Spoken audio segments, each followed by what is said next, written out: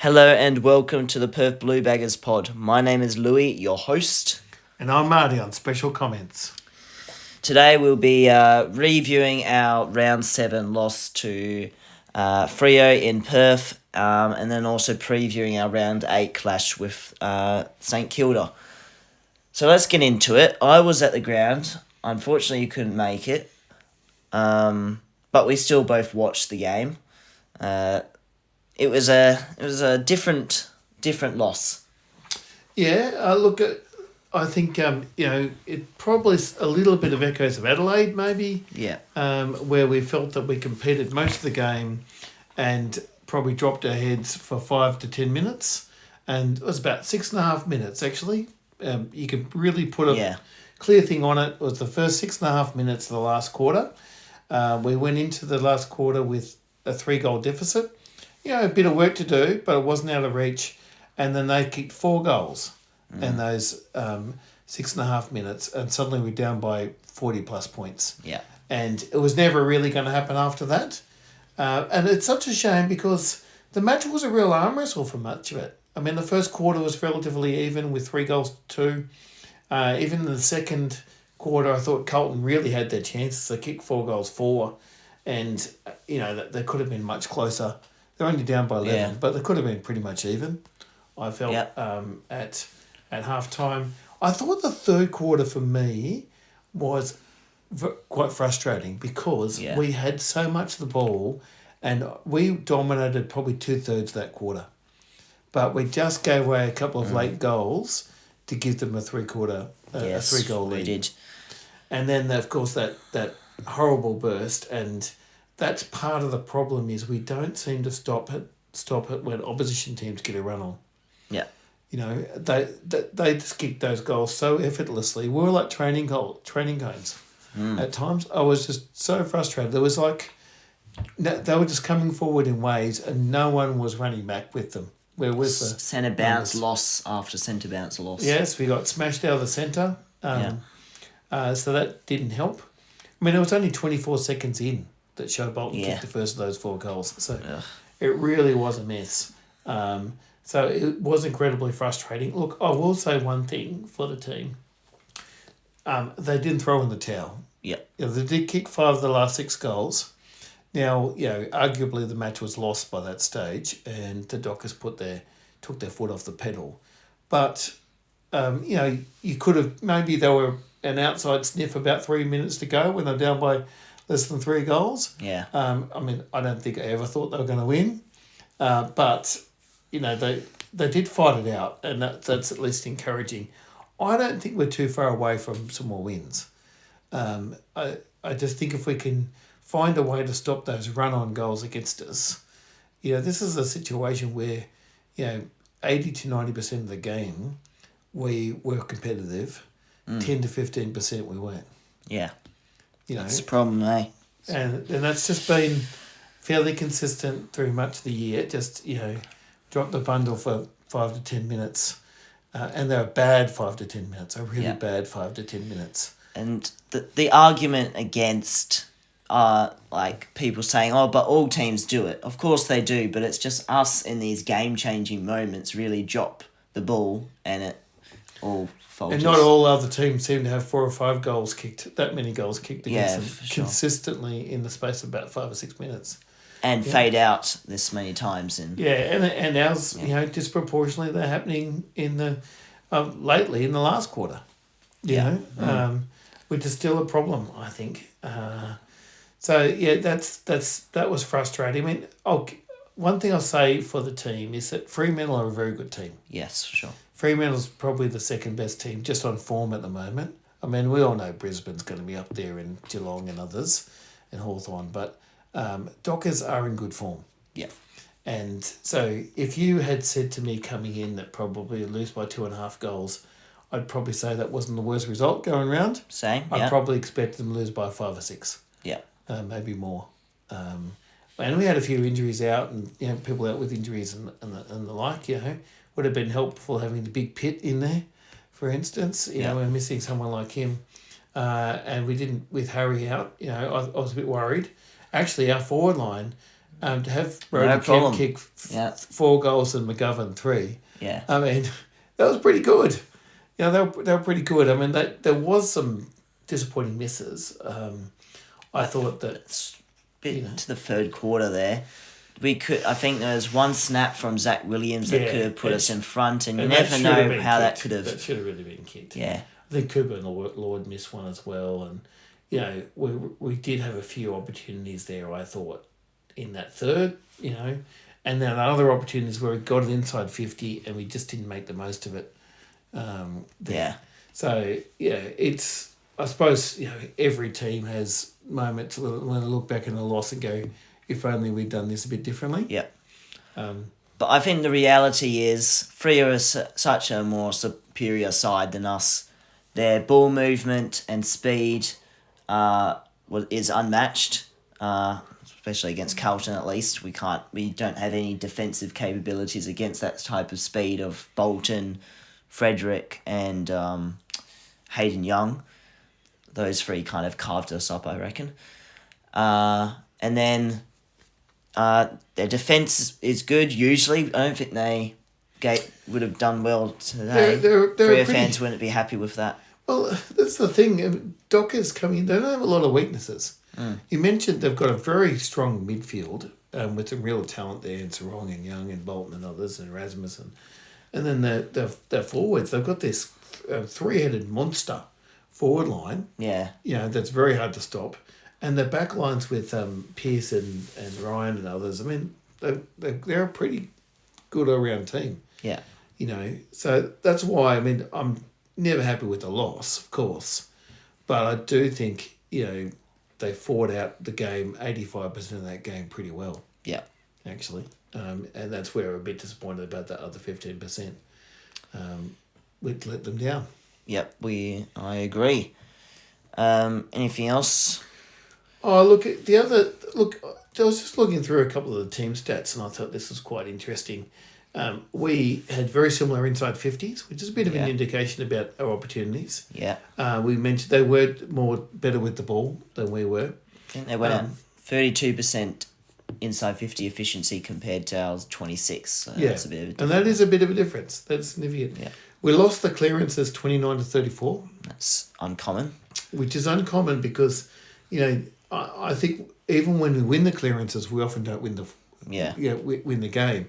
So for us to lose it, I mean, I think that also says how good their midfield is. Yeah. They're a very good midfield. I think that's also down to the fact that we lost the centre clearance tally. Yeah, 17. 16, 17 to 12. It was pretty decisive. Yeah. That was disappointing. That really hurt us, including that break in that. And this is a fairly standard trend, we won the contested possessions and got really smashed in the uncontested. And again, it talks to the need for more run. Yeah. I would point out that Matty Cottrell had his first game back.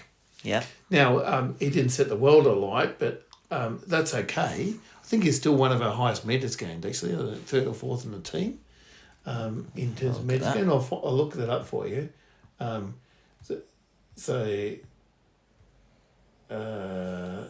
Carroll. No, maybe I've got that wrong. I've got that wrong.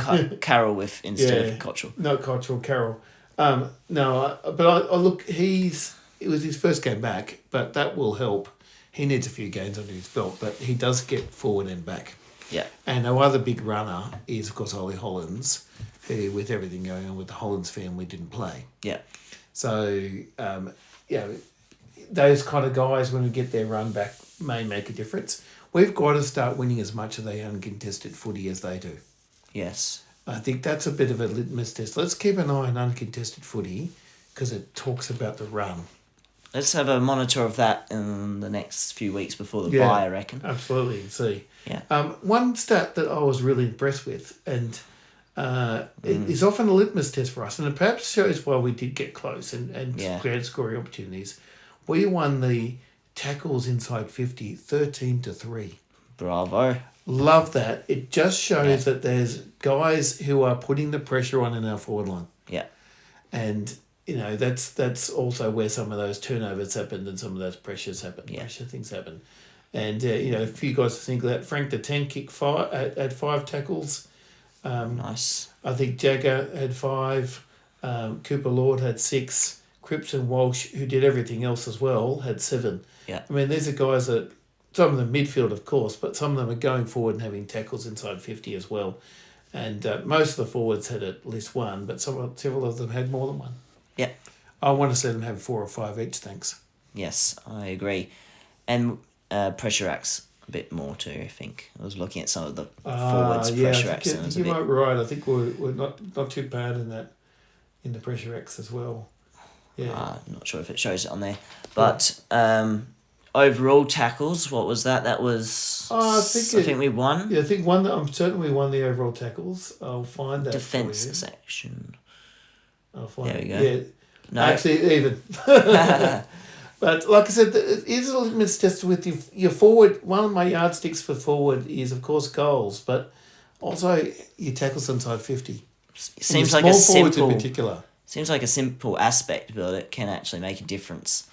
It does, because turnovers cause goals. Mm. And if you put the pressure on, then that's how you create opportunities. So, there was some promising signs. Yes. And I think if you look overall, I just wanted to point out, we're having a shocking season, of course. We're currently 16th on the ladder with just 1 win out of 7 games. But there is we are a little bit better than where we are in the ladder. Everyone around us, the bottom 4 have percentages of 55, 80, 72 and 54. So our 80 is much better than those other ones around us. Yeah. What that shows is, I'm not saying that shows we're a good team, shows we're a bit better team than where we are on the ladder. Yeah.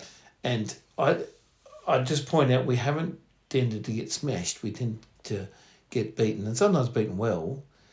But I don't think we haven't had a 10-goal loss, have we? That Sydney game might have just maybe around 1. I'll go. But I mean, we were in a position to win that game until we were up at half time. Yeah. That was a shocking second half. I tell you what, I think before this Freo game, I saw 63 points. Before this Freo game, I saw a stat where we were 3rd in most time spent in the lead, in the comp across the first 6 rounds or something. That speaks to our strong first halves. Yeah. Generally, our first halves have been good, haven't they? Yeah. So, look, we weren't. I don't think we led at any stage in that entire match on the weekend. Yeah, I don't think we did anywhere, anytime. Yeah, I think we're always playing catch up. Yeah. So that was an important aspect. I never felt like we were in control or winning that game. No. I don't think I ever had actually crossed my mind that we could win it. Well, we mostly wanted to be competitive, yeah. I thought. Just look at it, so we never led. Yeah, well.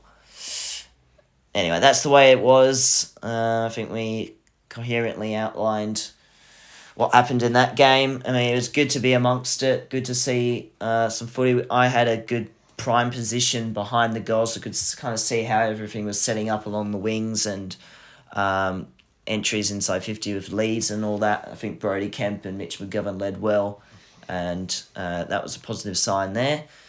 And also, you could really see how he switched up across the wings to try and get a different angle going inside 50.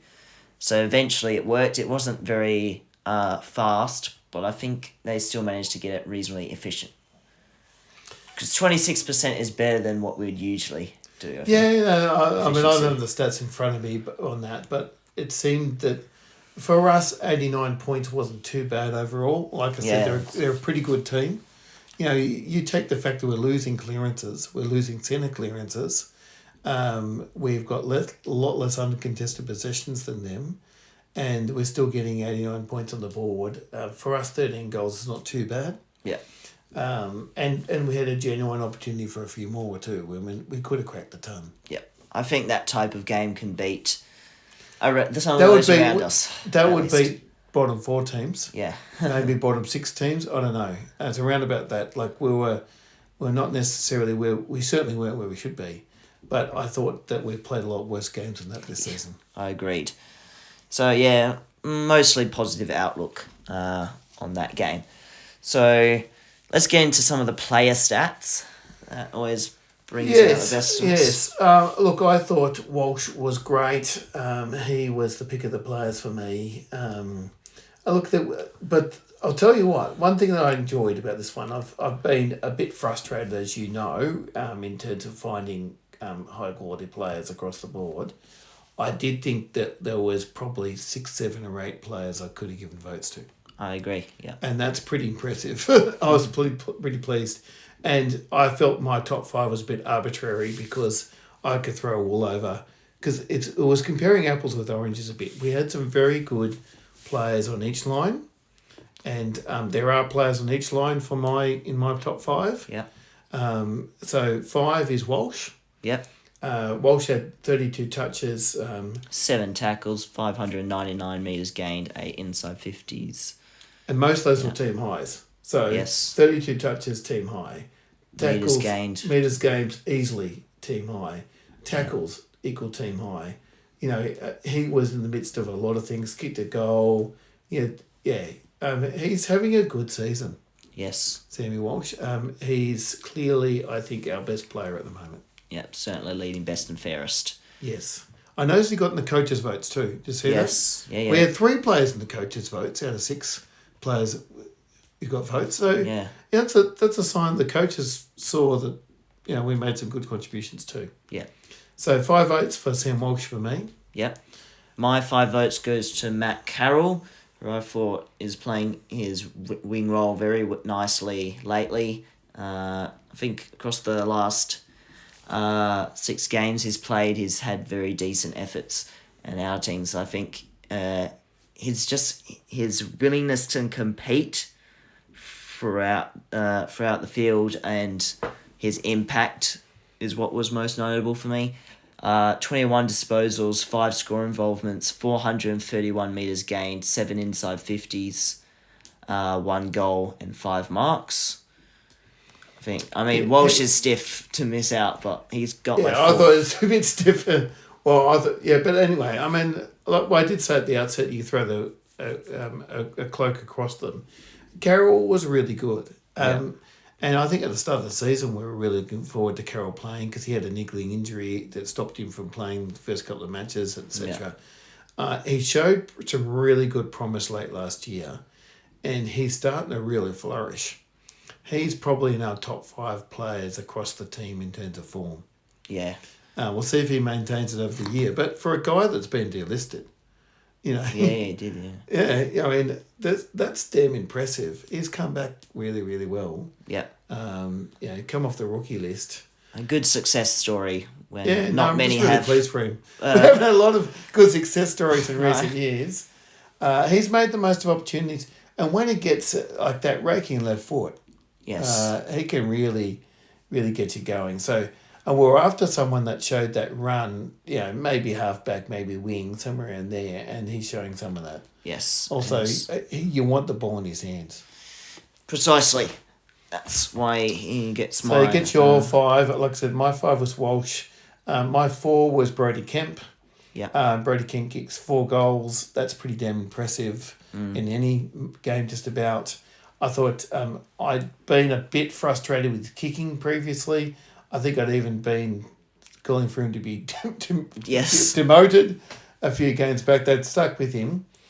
He was not in great form early this season, but he's starting to find some form now. Yeah. And a little bit more accurate in front of goal too. 4 goals, 1, which was welcome. Yes. So he had 7 marks, 5 of which were contested marks, which was that's a good point. That's an excellent point. He was actually a great target. Yeah. Wasn't he? So how good. And the absence of Mackay, that really mattered. Yeah. I think. Both him and McGovern led well, but he took a couple of big grabs. Yeah. Really nice grabs. I thought early on the game plan was for those two, McGovern and Kemp, to just slap it onto the ground and the Smalls to get to it. But luckily these two stepped up. Yeah. They were real targets. Yeah. Kicked 7 goals between them. And both of them really got thrown forward because McKernan leaving. Yeah. So I know they both played time in the forward line previously, but they're not necessarily natural forwards, but they're making a fair fist of it. Yeah.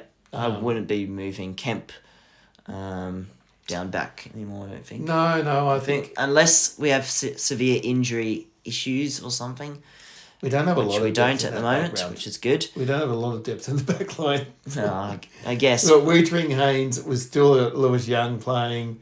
Dirkson's probably the one other guy who can come in. And that's about it in terms of your key positions. Not a lot of... But they will make do for now. I think they'll still do about the same amount of impact as what Kemp would do down there. Kemp was a good interceptor. I don't think he was very good defensively. No, he wasn't great one-on-one. I don't think so. And in terms of interceptor, Haynes is a much better interceptor than him anyway. Yeah. Yes, 4 for me for Kemp. My 4th went to Sam Walsh. We talked about him. Yes. 3, Cripps. I mean, look, it was an interesting game by Cripps. I felt it could have been as high as 4, but as low as 2 or 1, just because he got a feel with the ball. Yeah. And he was midst of everything. He was in the coaches' votes too, which is a good sign. It was one of those very Cripps-like matches. Yeah. With a lot of contested footy, 11 clearances. I mean, that's Herculean. That's our next highest was 4. So he really did sort of provide that equal highs tackles as well. He really was in the midst of things. Propensity to handball, but that's okay when you're winning a lot of contested footy. Oh, that's always been his strength. He never utilised his kick thanks. No. So anyway, look, a pretty good game from Cripps overall. Yeah, so I think his 24 contested possessions was the most in a game so far for any player in the season. So that's very good. And he had 15 ground ball gets, which is a large number. We said 7 tackles, 11 clearances, 5 inside 50s, and 1 goal, which he rectified after a miss. It would have been handy if he kicked the miss that he had at that time in the game, you know. He would have got, if he got those 2 goals, he would have been top of the list of... Just to give you some indication, Patrick Cripps had 24 contested positions. The next highest on the ground was 14 for Caleb Sarong. Well, that's miles in front, how isn't good. it? So, he's winning a lot of that footy in the clinches. And that's and then, like I said, the other thing he really, really dominated in was in clearance as well. And he had 11 clearances, and the next highest in any team on the ground was 5. Wow. There you go. So, anyway, that's Cripps being Cripps. Yep. I thought. So, 3 votes for Cripps. Do not trade him. Keep him, thanks. We'd be stuffed without him. It's all media grabs. It's rubbish. It's absolutely pathetic. My next vote, so I also did Cripps for 3 votes. Okay. Yep. 2 votes goes to Brodie Kemp for me. Okay. Yeah, no, we discussed Kemp pretty well. Just impact-wise, I know his 4 goals were impactful, but I think Cripps helped set them up. Yes. Yep. So, like I said, I think a lot of these players in both of our lists, but in different order, I had Carroll for 2. Yeah. There. So, I think all of those players you've had in some way, shape or form pretty much. Shall see what's number 1. Number 1, this might be different. Nick Haynes. I've got the same. There you go. Nick Haynes was great. Yes. I thought a lot of intercept grabs. He really launched off the back line really well. He was quite solid. Yeah. I liked his game. Isn't it good having him back? He was one of those guys who were really looking forward to playing again. Yeah. Missed the start of the season. That hurt us a bit, I think. It's one of those great what ifs, right? If you had him and Newman down back at the start of the season when we lost a couple of close matches, gee, that would have helped. Yeah, I forgot Nick Newman didn't play those. No, they didn't, and I think that hurt us in hindsight. But anyway, who knows? But he was pretty good, both in terms of his marks and in terms of his intercept, and he was pretty efficient, set up a lot of attacks. Yep. 19 disposals, 7 marks, 3 of which were intercept marks, 90% disposal efficiency, which we always crave for. 8 intercept possessions, 6 score involvements, 425 metres gained, 7 rebound 50s, 4 ground balls. I think he was playing a bit off half back there too. He did. Those sort of stats match up. Yeah. Yeah, no, it's a pretty similar. Obviously, the order changed a bit. I think there's a clear top 5, and then the others probably could get a vote if we. Well, I'll just name a few others. I had 4 others just on my broader list that I thought showed some promise. Zach Williams was in the midst. I thought he was pretty good overall. Yeah. Had plenty of the footy. I'll read through stats if you want. Yeah, a lot of run and dash. You can read through a few Williams stats. 17 disposals, 5 tackles, 6 score involvements, 5 intercept possessions, 441 metres gained, 5 rebound 50s. No, how? 4 rebound 50s, 5 ground balls. Yeah, so a pretty solid game from him. Mitch McGovern for his 3 goals. Yes, of course. I thought he was great. Probably got overshadowed a little bit by Brody, but it was also 3 goals straight, which is nice. Yeah. So I don't think he did a lot else. The rest of his stats were pretty low, but look, that's still pretty damn handy. Yeah. There. I thought Will Hayward was okay, probably a little bit better than... He was good, but he was getting played in the wrong position, though, I think. Yeah, he still should play more forward. If you look at his heat map, he's playing along the wing still, and he not... Yeah, well, I think that's got a lot to do with how the coach is playing him. Yes. Rather than, where he's probably chosen to play. But he did have 21 touches. 10 score involvements, which is very good. 9 very good. marks, so he's helping around the ground there. 4 inside 50s and 4 ground balls. Yeah, I thought it was pretty... He did really link up with some of our forays. Yeah. And look, this guy just racks up every game he plays. He's not spectacular, but he gives you plenty of things every game. And Newman. Yes. Again, 22 touches off the back line. He had a lot of the footy. 7 marks. He was in the midst of a lot of things. Again, 86% disposal efficiency, always in that 80% sort of range, I reckon. Yeah. 16 pressure acts and 5 rebound 50s. Yeah, so it's pretty good. No, they were the other ones I'd single out. Maybe 2 others. Ollie Florent, again, has been our best recruit so far. 20 disposals, 6 intercepts, 4 inside 50s, 395 metres gained, 7 ground balls and 15 pressure acts. Ollie Florent's just consistent, isn't he? I mean, he's you looked at his output, most games it's around about that amount. Yes, consistently 20, averaging in the 20s. So that's been good from him.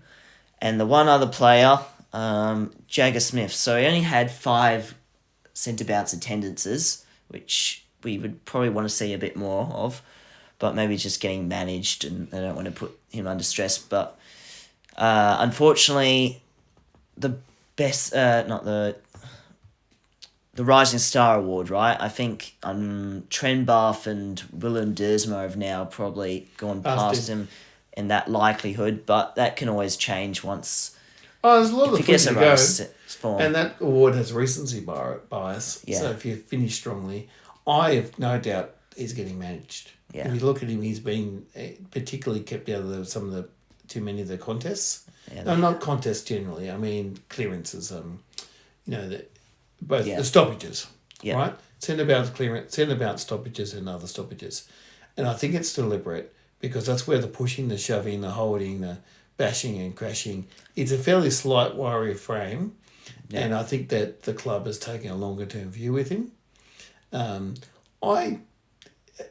a bit in 2 minds there because some guys just love the contest, and what we saw at the start of the season is he's just got an incredible ability to weave his way out of trouble. Yeah. So he can get his hands on the footy, and he just finds a way to find space when there shouldn't be any.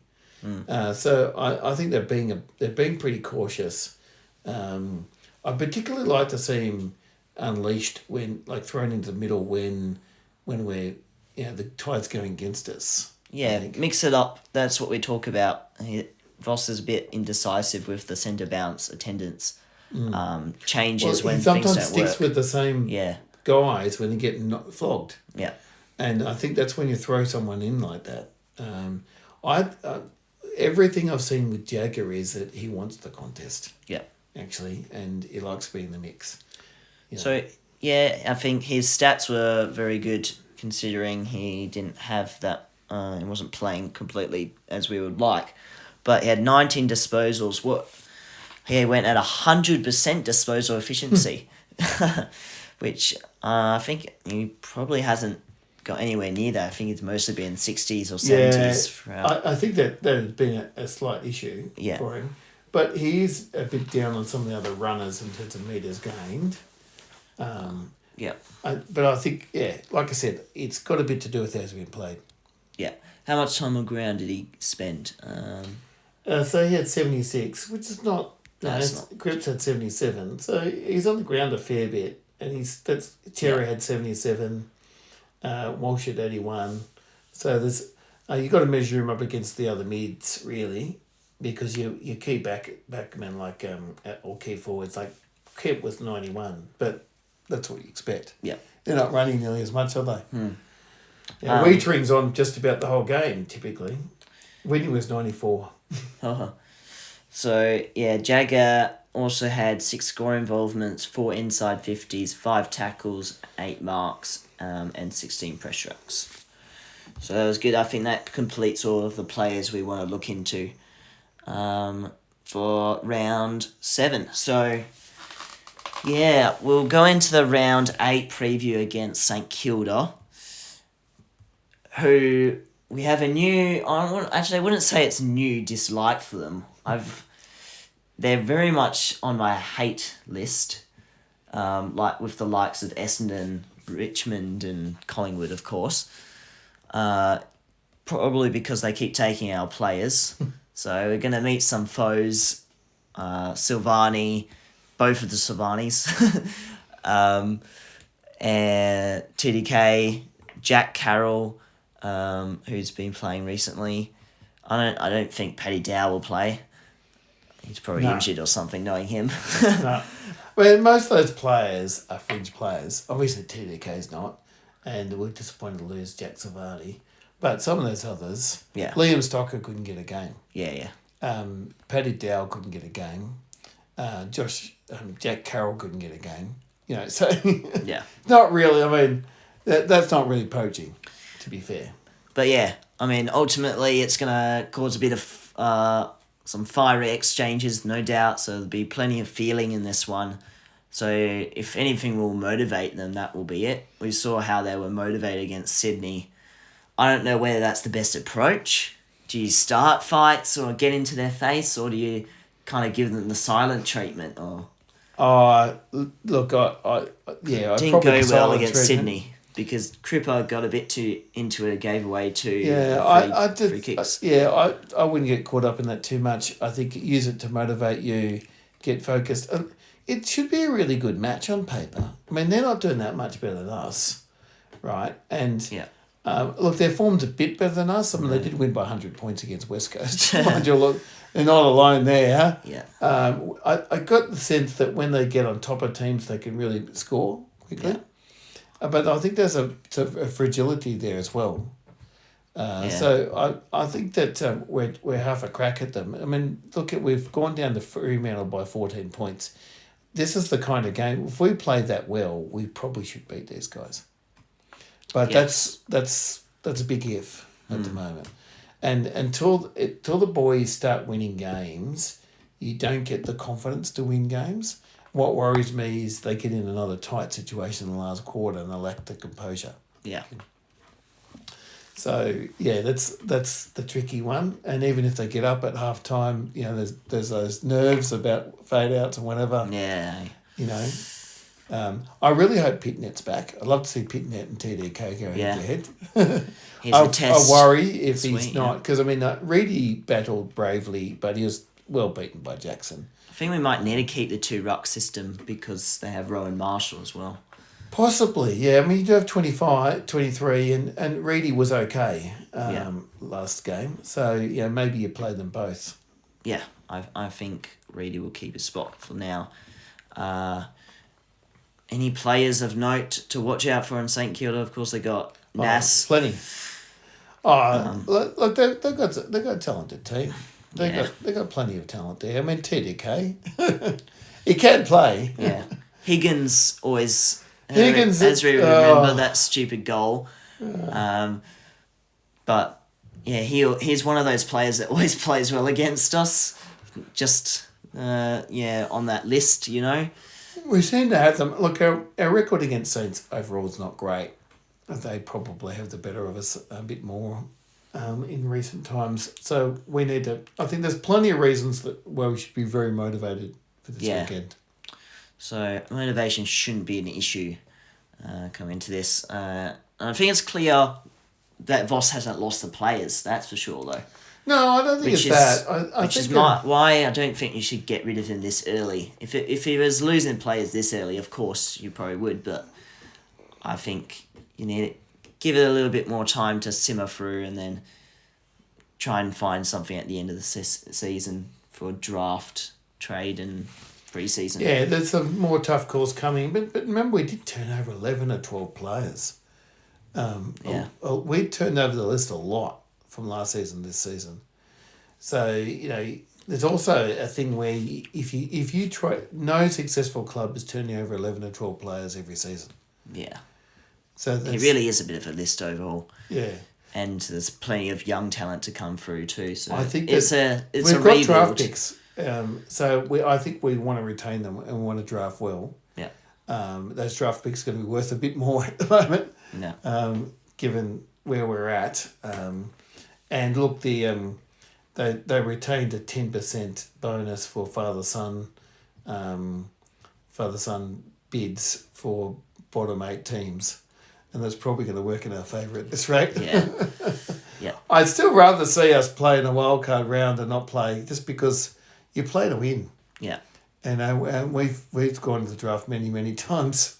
We've been a rubbish team for a long time. So I don't feel like accepting mediocrity. No. Like this, but it's the way it is, and we have to find the positives when we can. But we also need to keep the club accountable and make sure they're moving in the right direction. Any sort of changes you would like to see? There's quite a few good performers in the VFL, I'll say that. Yeah. I still think Flynn Young's should be in the game. He's playing well. Burn needs a bit of a run in the twos. I think he does. And it's not having to go. It's just, you know, I don't think having a run in the Magoos is a bad thing generally. When you're a young player like that, it's not a problem. As a young player in particular, you're still learning a craft. It's certainly for the morale and the confidence of someone like George Hewitt or something like that, and he probably thinks that he's deserving of staying in the team. I think maybe you consider Chera perhaps swapping Chera for Hewitt. Possibly, because Chera's lacked the impact and hasn't been getting clearances. It's a funny one, isn't it? Because we know that the ceiling for Chera is quite high. Yeah. I just can't pick many games where he's had a big impact. And he hasn't been shocking either. I think it was 21 touches or something he's around that mark. He's been around that mark. Yeah. He had 8 score involvements, never mind. He did have an impact in that regard, but not enough clearances. I don't know that they're going to go back to Hewitt at the moment. Yeah. And the reason is Hewitt's bit one-paced and they're worried about playing Hewitt and Cripper together. Yeah. Obviously, if Cripper got injured, that would be different. Perhaps if Terry got injured, they might bring him in because they want that experience in the midfield. But they're also, I think, deliberately trying to get Williams and others to spend more time running through. Yeah. Ainsworth's been going through there as well, you know. I think that they're trying to mix that up a little. I think they have to mix that up a little bit. For sure. I'm a Hewitt fan. His last season was great. But team mix is probably working against him at the moment. Yeah, it's nothing to his credit. That's just how he was taught how to play, I guess, and it's Well, you build play to and- your strengths. Yeah. I mean, some guys are not super quick, but they know how to win the footy. And someone who's 30 odd isn't going to change his playing style this No. late into his career, that's for sure. And anyone else? So as Billy Wilson knocked up 40 odd touches, my boy Billy. Yes, you're a big fan of him. Look, Wilson will definitely be playing this season again. Yeah. And as the season goes on, there'll be a few more injuries that come through. We're actually pretty injury free at the moment. Speaking of that, you're thinking Mackay has to come back in if he's fit. Yeah. Now Mackay's form unfortunately hasn't been great, but we know his ceiling's huge. Yeah. And if he starts clunking big marks, then we need him in the team, especially without Kerno. Yeah. So I think then someone has to make way for him, and you're not dropping Kemp or McGovern at the moment. So you probably with someone else in the forward line that probably comes out for him to go back in. Yeah. So that's one clear in for me. I think if Ollie Hollins is feeling good about things, I think he has to come back in as well. Yeah, there could be so many changes. But Well, you also don't and I've want mentioned so many. Pitnet. Yeah. So there's three. Yeah. I think probably must changes if they're already cherry ripe and ready to play. Yeah. And I think someone like Flynn Young needs to come through. I don't think they'll pick Young for that reason. I think he should, but I think with that many people coming in, who are you dropping? Yeah. Maybe Moya goes out again. I didn't think he had much impact. He did kick a couple of goals. Yeah. Just not 2 goals. impact around the ground. Yeah, well, he didn't have a Need tackle, to. and I think you've got to start. It's your pressure off the ball that's important as well. If he's doing all those 1%ers. Like I said, Cottrell didn't have a big impact, but he does matter. Lockie Cowan, unfortunately, is not having a great season at the moment. Billy for Cowan.